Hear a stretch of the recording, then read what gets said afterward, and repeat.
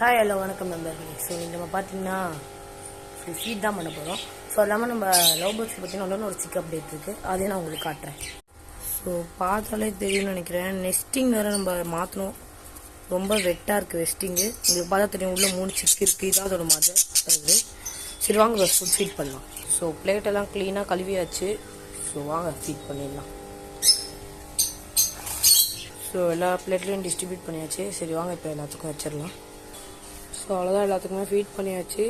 நானும் இது காக்டெயில் அந்த எக் அப்டேட் போடணுன்னு பார்க்குறேன். ஆனால் உள்ளே இருக்கிறது வெளியே வரமாட்டேங்குது. மேலாக இருந்தாலும் சரி ஃபீமேலாக இருந்தாலும் சரி ரொம்ப கஷ்டமாக இருக்குது துரத்தி விடுறதுக்கு. நம்ம வேறு அவுட்டோரில் வச்சுருக்கோமா, தைரியமாக திறக்கவும் முடியாது ஓப்பனாக.